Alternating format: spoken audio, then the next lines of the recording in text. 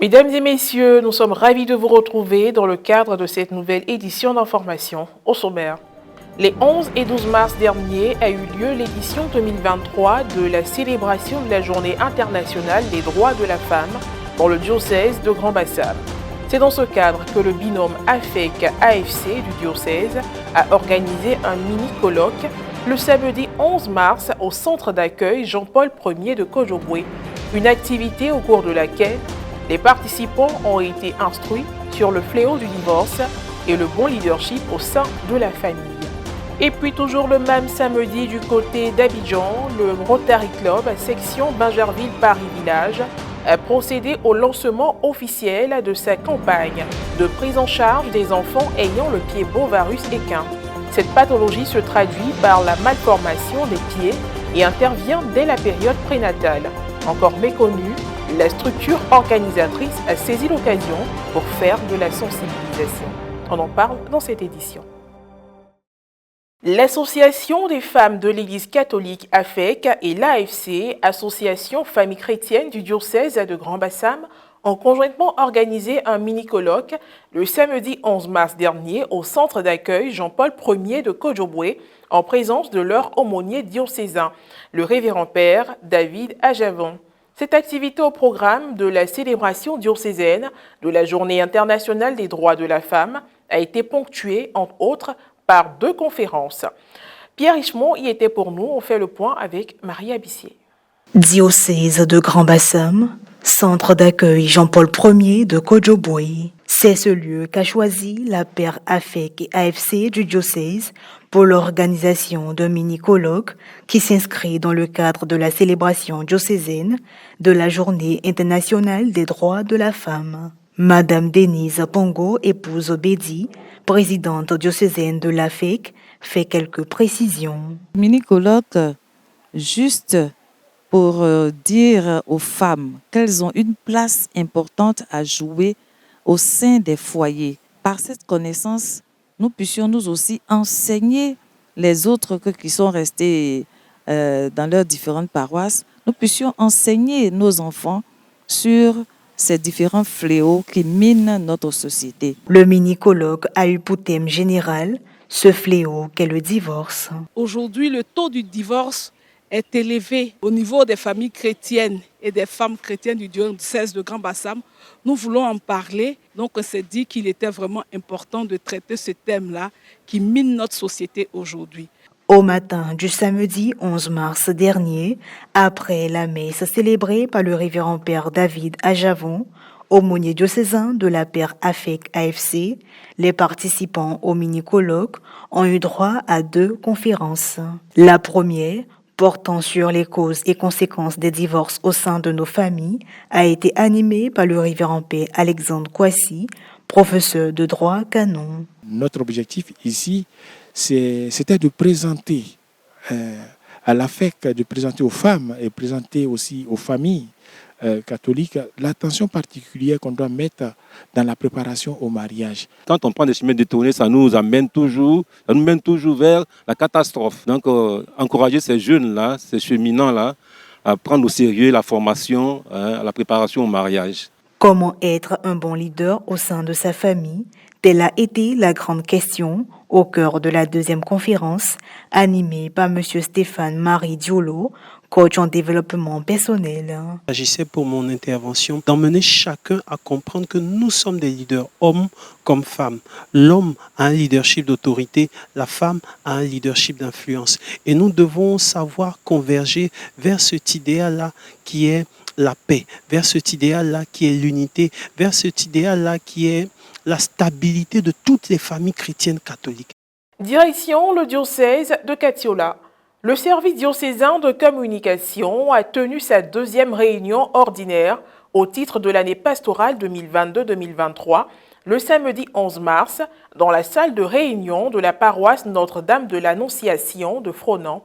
Présent à cette rencontre, le père Jean-François Yéo, prêtre du diocèse de Katiola et membre du SDC, revient sur quelques points importants. Tout au long de cette réunion, nous avons pu ensemble avoir des points de vue qui permettront à notre diocèse de pouvoir s'accorder sur les moyens de communication qu'il faut mettre en place. Aussi, nous avons longuement échangé sur l'installation de notre nouveau représentant, le tout premier de notre diocèse, Timon Alain, qui sera le représentant de la RNC ici dans le diocèse de Katiola. Et nous avons terminé la réunion en étant beaucoup plus focalisés sur l'offrande impérée qui concerne les masses médias.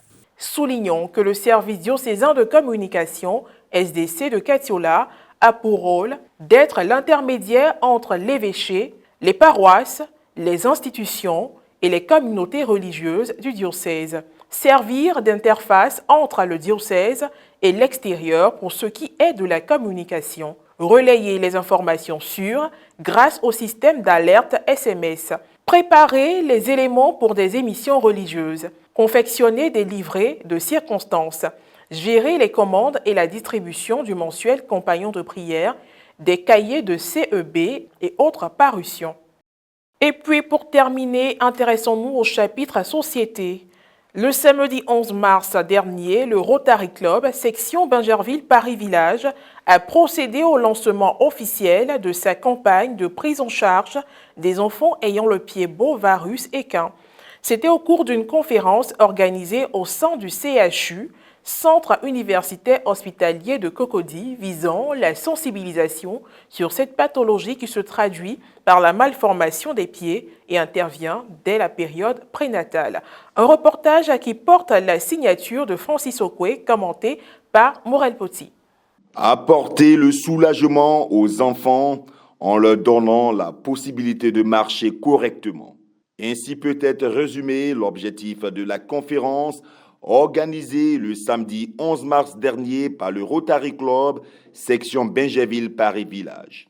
Le lancement officiel de la prise en charge des enfants souffrant de pieds beaux, varus équins a eu lieu au cours de cette rencontre qui s'est tenue dans la salle de conférence du Centre hospitalier universitaire de Cocody.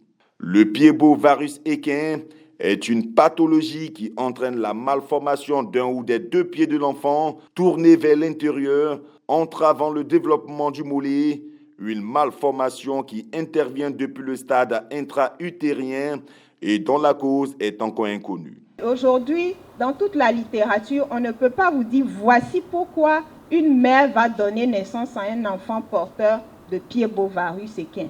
Mais il faut savoir que lorsque vous avez déjà eu un enfant qui a un pied beau, varus équin, vous êtes à risque de faire un autre enfant qui a un pied beau, varus équin. Je pense que ce qu'il faut faire lorsqu'on est enceinte, c'est de suivre les instructions.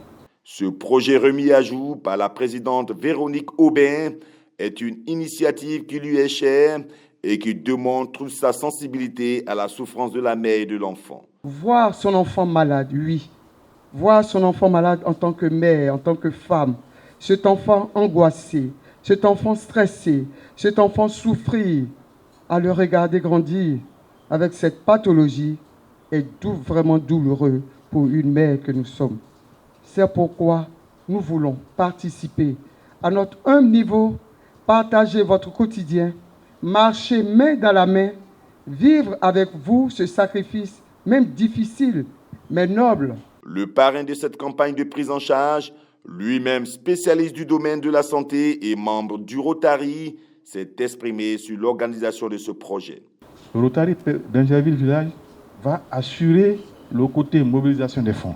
La Société ivoirienne de chirurgie pédiatrique va assurer le volet organisation des chirurgiens pédiatres pour la prise en charge. Centre orthopédique et social qui réalise un appareillage qui permet de boucler la prise en charge.